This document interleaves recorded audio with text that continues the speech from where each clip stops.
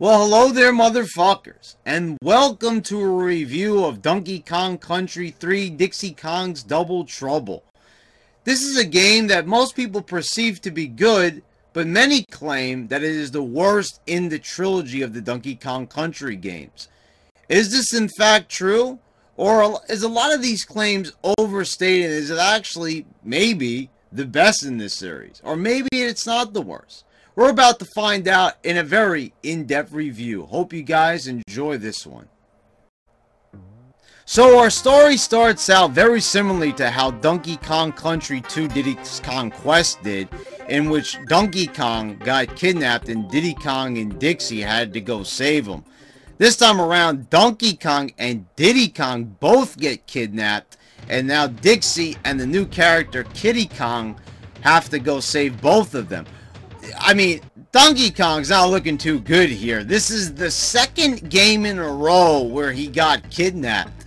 I mean, man, you gotta be a bit more careful. I mean, this is the second game in a row, and you're supposed to be the strongest of the group. Well, speaking of Donkey Kong being the strongest of the group, Kiddy Kong is very strong, just like Donkey Kong. And the double team maneuvers return from Diddy's Conquest, in which now Kiddy can throw Dixie to incredibly high heights, being able to reach secrets, bonus barrels, and many other things. So yes, this game also features the bonus barrels returning, and there's a lot of them. There's 2 in each level, in fact, and there are DK coins returning once again, so many collectibles to find amongst many new worlds and levels. So this game brings us to the Northern Cremisphere, and this is where we're going to be embarking on our new adventure to stop Chaos, who's the new leader of the Kremlings, or so we think. So this game, as I stated in my intro, is kind of the black sheep of the family. Many people have made videos, and many have done, you know, more clickbait videos to try to make this game seem like it's really bad. And really, guys, it's a bunch of fucking bullshit. It really is. This is an awesome game. It is a really fun, entertaining game. Many people like to talk about the unfair challenge of this game as well. And again, it's BS. There's a lot of levels in this game that they say are very, very hard, but I don't think that people just simply understand the mechanics of them. And, you know, it's not so much people say it's not a fair challenge. It really is, because I've looked at a lot of these reviews, and I think people just get upset. They're not beating these levels right away. People want to just, you know, they want to get through these levels, you know, as quickly as possible. They just want to, you know, breeze through them. And where would be the fun in that? Sometimes I kind of like it when I can't get past the level for a long time, because it really makes me strive to really figure out what I'm doing wrong and how I could better adjust to that level to try to beat it. Now, it's different if the game had bad controls, which it simply does not. These controls are like a dream. They're smooth, they're responsive. All the moves seem to work very well, except for one move, and that's the water skipping move for Kiddy Kong. I don't know why that's in the game. That move is a total disaster. It does not work very well, where Kiddy Kong can, you know, well, allegedly he could bounce on the water. Now I can get him to bounce, but I can't get him to go too far. Whatever I do, I can never seem to get that move to work properly. It works like total fucking shite. I've never once been able to... There's gonna be just a few moments in this level where they really want you to use the water skipping move, and I just had to find workarounds. And thank God there are, because there would be at least a few collectibles that would be downright inaccessible otherwise, unless you could somehow, by the grace of God, be able to master this move. Because I'll tell you, in all the years, over 2 decades of playing this game, I simply have not been able to do that. And I don't know if I've ever really successfully done it in any of my playthroughs of this game throughout the course of my life, but through the purpose of this review, I was simply not able to do that. So that was one thing I found in the game that is a glaring fault. That's probably the worst thing in the game, is that damn move, because it simply does not work the way how the developers intended it to. Maybe I'm doing something wrong. Maybe I'm just not but I did so many tries on it. I simply don't see how that's even possible. So I mentioned Chaos before, who is the big baddie in this game. And we find out, spoiler alert, that he is not really the main bad guy. He's just simply a robot built by K. Rulenstein, Baron K. Rulenstein, which is King K. Rool's third iteration, his third alias. This is his mad scientist moniker. And I think it's probably the most hilarious out of the bunch, especially when he says in a line of text during the final battle at Chaos Core that he built Chaos from his wife's best pots and pans, and he gets all pissed off at the Kongs. Now, we'll talk about the challenge of this game and what most people seem to think is the most challenging, and it's just not that good. And there's a claim that there's many ideas in this game that just seemed like they were ideas from previous Donkey Kong Country games that ended up on the cutting room floor, and they just simply applied in just like we're whatever in this game. There is not one point where I feel that that is true. There are a few ideas where I'm like, well, this just simply didn't need to be. Like the level where the controls are reversed underwater, the poisonous drain pipe level. That level I could kind of see where some people might get pissed off, and it just doesn't seem necessary. Because it really is. It just kind of, the name of the game is it just fucks up the controls. Now, there's another drain pipe level, which is called Low G, and that level is good because all that simply does is make you jump higher and slower like you're on the moon. So that was a good idea. But the reverse control one, not so much. That one I kind of tend to agree with most fans. That was probably not the best idea. It's an interesting idea, but you know, in execution it kind of falls a bit short. Stampede Sprint is one of the levels that one of the YouTubers that I personally watch on here, one of my favorites, Exo Paradigm Gamer, complains about this level, says that it's a very poor introduction to the lost world of Krematoa section of the game, which is, you know, it's the lost world just like in Donkey Kong Country 2, where you have to use your bonus coins to be able to gain access to this level, as well as the 4 others in the section. Now, I kind of don't really agree with that. This level, yes, it takes a few tries, but after you learn the pattern, first of all, it's a very short level. It's incredibly short. The first 2 bonus battles are right there at the start of the level. The only real challenge in this game, yes, you have to run through this level at Mach speeds as LED Elephant. And I like the idea that they implemented her throughout the whole level, basically. You would just have to jump over and avoid all the baddies in the process. The one part that he complains is that when you have to get the bird and you have to guide it to the end of the level in order to get the other bonus barrel, because the bird turns into the bonus barrel at the end of the level. He says that, you know, it's unfair and this was a very grating process. Well, after you kind of learn the level's layout, which will not take long due to it being such in short length, it's really not that hard of a level. And the only real challenge I had was actually getting through the bonus barrel at the end. Not so much guiding the bird to the end. I kind of learned it's actually very easy to keep the bird alive. And I know it's basically that you just don't jump when the buzzers are around. If you see a buzzer, don't jump. The only time that you do jump is when you see the last 2, I believe.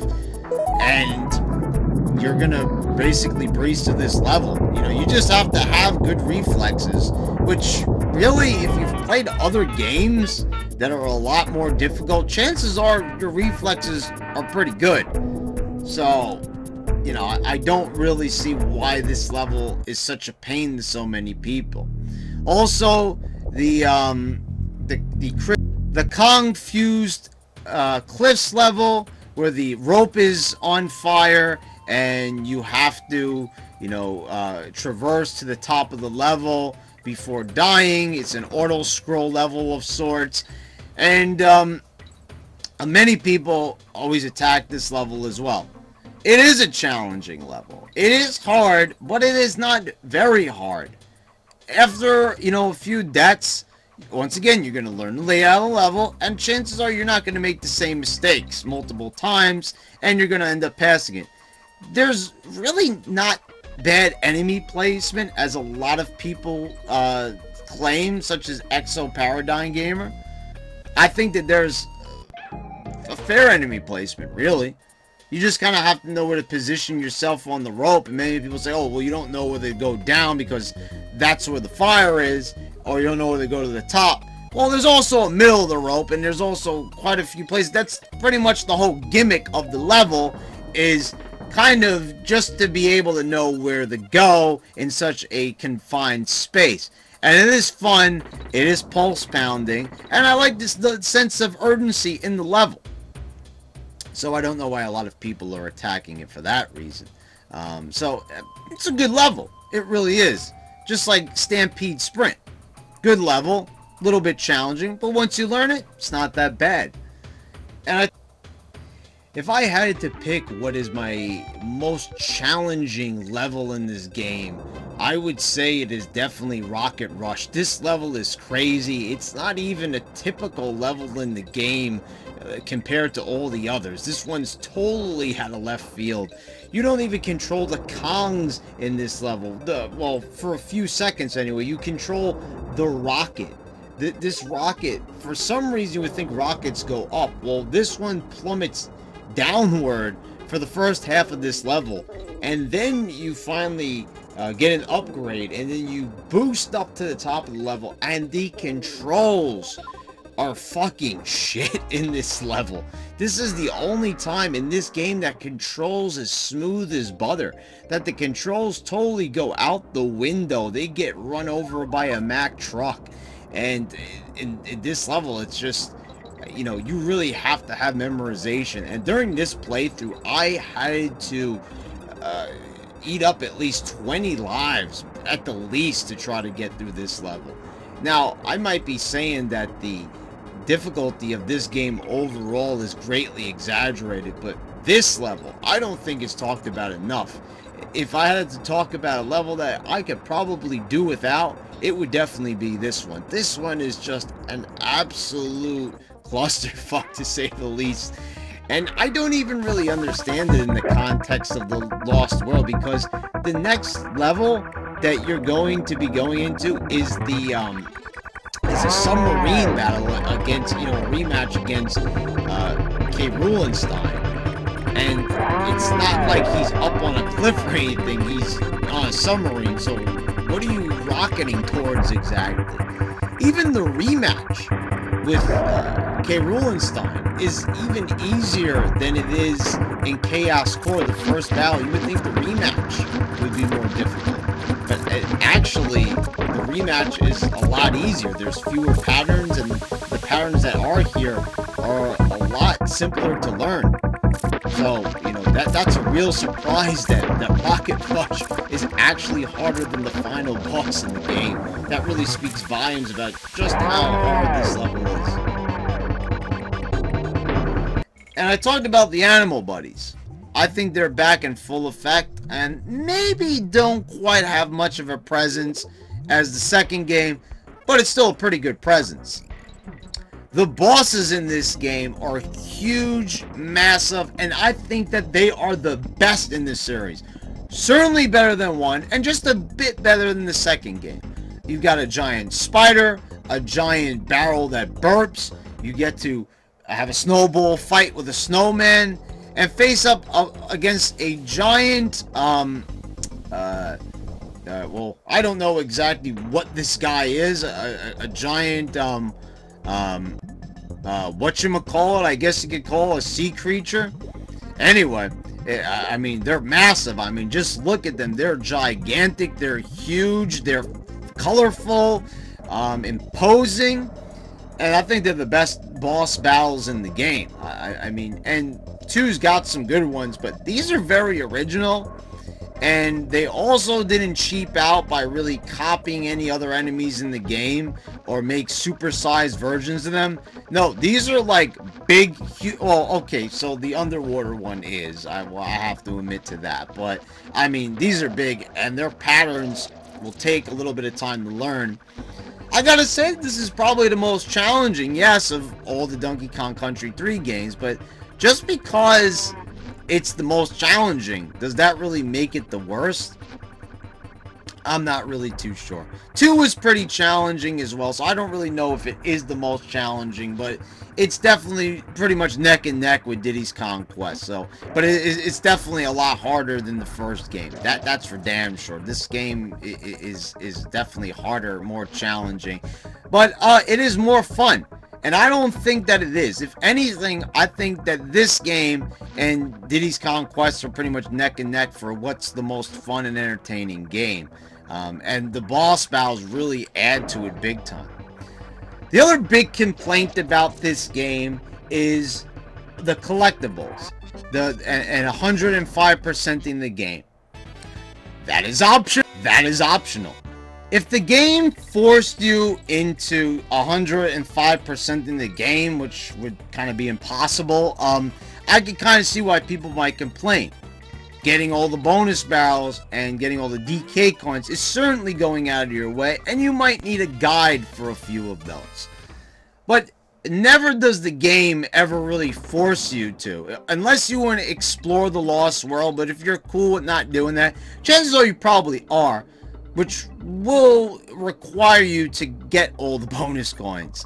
The DK coins, they're in a bit of a different way of obtaining than in the second game. Instead of them just kind of being there in the level, each DK coin is being held hostage by a character called Coin. And basically what you have to do and able to get the DK coin in each level is be able to hit this guy with a barrel, but he's armored and shielded, so you're gonna have to find out how you can bounce the barrel off his back before he turns around and blocks it. Now, most of the time there's just a wall behind him and you can just throw the barrel at the wall and hit him, but there's a few other times in levels where you gotta get a bit more creative. So that's pretty intuitive. I enjoyed how they kind of implemented a way of making getting the DK coins more than just a bit of a scavenger hunt. Sometimes the DK coin is out there in the open, the coin is just standing there. Other times he might be, you know, totally out of sight and you're just gonna have to find him by going out of your way. But I kind of like this method a bit better. It gives it a bit more character. It gives this, well, part of the game a bit more personality, since there actually is a character holding on to the collectible. So you don't have to get all this stuff, but I think if you're playing this game and you're like me and you really want to feel a sense of completion, that's not asking you to do anything ridiculous like some of these achievements, you know, in certain Xbox games. You know, you're probably, personally, I've never 105% of the game. I've only done 103%, and you could look at it right here. I am simply not going to play this game again without save barrels. 103%. I've gotten all the collectibles, I've beaten all the bosses, I found all the bonus coins and all the DK coins. I would say I'm feeling pretty accomplished. No need for that other 2%. So yeah, if you're a completionist like me, you're going to want to go for the 103%, but I really wouldn't recommend going for the 105%. That's just insane. And a lot of reviewers I noticed on here, on YouTube, they forget to mention that that extra 2% is just for doing the one that you have to input the code for without the save barrel. So 103% is for far as I'm concerned, is completing the game. And also, this game always gets attacked for having one of the worst soundtracks. I don't know if I would say that. Is it the worst? Does maybe Donkey Kong Country 2 have a better soundtrack? I would think probably yes. But this game also has a really good soundtrack. I don't know. It just seems like people just gotta attack always a certain entry in the series. People like to be provocative in videos and go after games even when they're good to try to get a rise out of the community. But I'm not like that. This game's soundtrack is really good. There's a good boss theme. Many of these levels have nice themes that really fit the theme of each level. A few have talked about how the soundtrack is a bit too low-key. It's a little bit too low in general, and that's the reason why the GBA had to change the soundtrack. The GBA version, anyway, had to change the soundtrack due to it being too low-pitched, and it wasn't able to emulate those particular sounds. Well, that doesn't mean that the soundtrack is bad just because it couldn't emulate the sound. A lot of people seem to just attack it over that very reason. Oh, the GBA couldn't even emulate the sound, so that means that it's a bad sound. No. This soundtrack is really good, and I have to say there's a few tracks that are very they're great to listen to. Especially some of the faster-paced levels, like the Riverside Race. I love that particular piece of music. I think that one is great. The cliff levels, such as, you know, Buzzer Barrage and, you know, Confused Cliffs, like we discussed before. Great song there. Great, you know, guitar solo that they added in there. And they really did emulate a good guitar sound in there. I don't know if that's really a real guitar sampler or not, but it sounds pretty damn close. So this is a great soundtrack. I think it's a soundtrack that faces too much criticism. It's overly criticized. They gotta find which, you know, fans gotta find out which one is the worst soundtrack, and it gets a lot of unnecessary hate, much like when it comes to the challenge and the overall reputation of this game. So I have to say, I really have to disagree with that. So, overall, and the other thing that I do have to mention is that there are banana birds in this game. This is one part that I do have to criticize, the memorization portions of this game that you're going to have to do and able to unlock the banana birds from their crystal prisons. Yeah, you know, you're going to have to press the appropriate button sequences to try to solve the puzzle. It's just a game, as Simon says. It's a bit annoying, and, you know, it's not really the most fun thing, and you might find yourself trying to write some of this down, but it's, like I said, it's really not that bad, and a lot of the patterns aren't really that long. So it really is a lot of forced hate and a lot of forced criticism, just trying to fish for things. It's not really that awful. It's not really that fun. It's not one of the more glowing, great parts of the game. It's something that's just there. It's just another game mechanic. The bears on the island, these trading bears. There's a little trading game that you'll be able to do, and able to gain access to certain areas of the game, mostly for banana birds. Pretty much solely for banana birds. This is fun. Each bear has their own personality. Like, one of the bears, he gets angry when you beat his time on the Riverside Race. You have to be able to beat his time of 1 minute and 15 seconds. And when you do, the guy gets so angry he starts banging on his desk, and it opens up an area where you could get to a new banana bird. So that was pretty funny. All these birds, one of them is depressed, one of them is like a guy that, like a mountain climber, one guy is a gardener, you know, so you have a lot of personality in this game, and the bears kind of add to that. So, in closing, you've got a really good game here. This is a really good entry into this series that I thoroughly enjoyed.